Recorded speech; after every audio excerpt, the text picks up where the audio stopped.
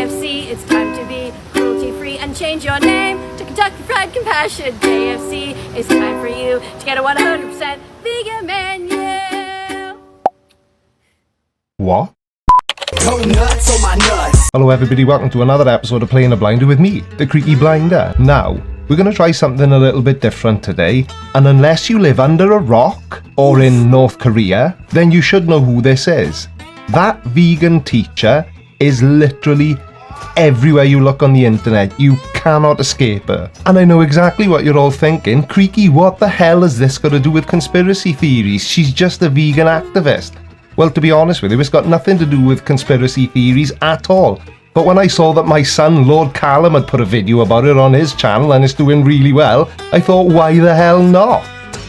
Tidy! Okay, so I want to start today's video off by making it 100% clear that I am in no way having a dig at somebody who chooses to live off a vegan diet. Today's video is about veganism, which is a lifestyle and not just choosing an animal product-free diet. Veganism goes beyond dietary choices and it goes into the realms of politics, identity, and some think even into the realms of a cult. So who is that vegan teacher? Well, she's a self-proclaimed animal activist. Real name, Katie Karen Dykmeyer. Yep, her middle name is Karen. Why am I not surprised? And she's become a TikTok sensation after going viral for her videos about promoting the vegan lifestyle. The former elementary school teacher uses her platform to encourage people to go vegan to protect animals. And that's all fine and dandy. However, her approach to educating followers on the importance and nutritional value of being a vegan has been questioned by experts. Though that vegan teacher sometimes uses songs to get her message across, her tunes are littered with profanity, and she's even gone as far as accusing people like me, who eat meat, of promoting murder. Now, for somebody like that vegan teacher to feel comfortable making such an outlandish accusation against people who do not choose to adopt the same lifestyle as her, she must be like Mary Poppins, practically perfect in every way. Or is she? Vegan phobia is real, and it's wrong. Imagine that you are a person on this app who's black and defending the black community, and somebody kept showing you and tagging you in posts of dead black people. How would you feel? You would know that this is racist. Same if you're a member of the LGBTQ community and they did the same thing, right? So now we animal rights activists are defending the billions of animals. They're all behind us and around us and surrounding us. You just don't see them, but we are their representatives. And when you show us repeatedly and tag us in these posts of them being hurt, murdered, and stabbed, it's the same thing. It's not okay. And you know what else isn't okay? And it isn't the same thing. A 56-year-old former school teacher who really should know better, comparing somebody choosing not to be a vegan to racism and homophobia or transphobia. Now, I make videos about flat earthers and other conspiracy theorists, as a lot of you will know, and I have never heard anything so offensive in my life. And while we're on the subject of her being offensive, she also uses religion to push her own belief in veganism by saying things like this. Is your religion encouraging you to be kind to animals? If not, you don't have to stay. Change religions every day. Take the good parts of each one and throw the bad parts away. So I've seen online that the vegan teacher is allegedly going to jail because in Canada, where she is from, it's actually illegal to refer to yourself as a teacher if you're no longer a teacher. And luckily for the poor kids that she used to teach, she is no longer a teacher. I believe she's retired.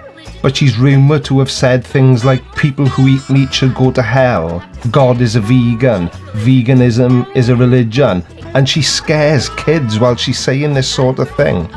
Forcing somebody to do something never ends well. It all has to come down to personal choice. Did you remember to eat a spoonful of ground up flax seeds yet today? No, I didn't. And do you know why? Because I'm not a budgie. Did you remember to eat a medium rare sirloin steak today? Because if you can force your eating habits onto me, I can do exactly the same back to you, and you have no right to complain about it. If you see an animal that has been bred into existence into an unusual form, think twice about supporting an industry that does that, or even a family that breeds animals like this. Cats are not meant to have no fur. It's cold. It's unnatural for them. It doesn't make them happy. They don't have a mirror to see how cute they are, whether they have fur or not. We need to leave animals the f*** alone. We need to stop decorating them as if they're some sort of Barbie doll. We need to stop putting them inside water like this, standing in a bathtub for ages while we film them, just to show TikTok what great we are. Leave animals alone. Stop breeding them into existence. Stop abusing them, and stop your vegan-phobic behavior against animal rights defenders. Hairlessness in cats is a naturally occurring genetic mutation, but you're partly right, because in the early 60s people took the Sphinx cat and bred it so that it would never grow fur again, which I happen to think is wrong as well. They must be freezing their tiny little cat gonads off. But you saying people putting their cat in the bath and trying to get fame on TikTok, isn't that exactly what you do by forcing your stupid views about veganism down people's throats? Go nuts on my nuts. Sorry about that, but welcome back. I'm absolutely starving. Been a long day. Beef jerky, anybody? Sorry, it's very rude to speak with your mouth full. So veganism is an ism, which means it presents itself as a belief system like capitalism, Marxism, and it's based around an extremist ideology. Veganism offers a hardline worldview with a set of extreme beliefs. It seems to me that the more polarizing the belief system, the stronger the hold it has over people. Veganism is a way of living which seeks to exclude, as far as is possible, all exploitation of animals, which means no eating any animal products, no wearing any clothing that's made from animal products. Basically anything that has anything to do with harming animals is a big no-no. Unless, of course, you're a veganism extremist who is hugely popular on TikTok, 1.6 million followers, and you happen to own a dog, incidentally, which is a carnivorous species, and you are forcing that dog to be a vegan. Does that not qualify as cruelty to animals?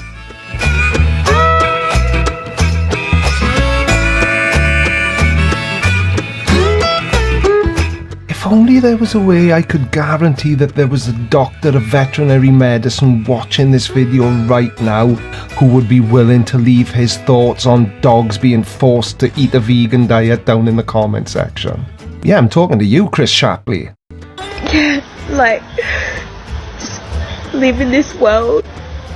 Stitch doesn't allow to show the whole thing, but what she is saying is that she doesn't know how vegans can live in this world. Vegan animal rights activists are extremely compassionate people. They are born with a wonderful heart, and they just care deeply. They empathize with everyone, all humans, and with the animals. Imagine this poor young lady who spends all of her free time trying to defend the animals, and then in her comments section, the abuse is unbelievable. World War II, the atrocities that happened there were not just because of one guy named Hitler. They were because of everybody else who just stood by and watched it happen. Good people need to speak out. Go to her comment section and go and be kind. All vegans are born with a good heart? You didn't become a vegan until you were 50, you bloody hypocrite. And didn't you say that anybody that eats meat is going to hell? I'm not sensing a lot of empathy in that statement. I'm going to send this video to that vegan teacher, and if any of you watching this now want to do the same, I encourage you to do so, because I want her to see this, and we'll be interested to see what her comments are like on this video. Let's see how much empathy she's got for me. And was she trying to compare not being a vegan to Hitler? Why the f*** aren't you vegan yet? Because meat is delicious. And to be perfectly honest with you, you're not offering me a lot of appeal. And if you're a true representation of what it's like to be a vegan extremist, I would rather survive on dog shit sandwiches with a cat piss jus reduction. And now all we do is sit back and wait. And while we wait, you may as well nip over to Lord Callum's channel, give him a subscribe, tell him his daddy sent you.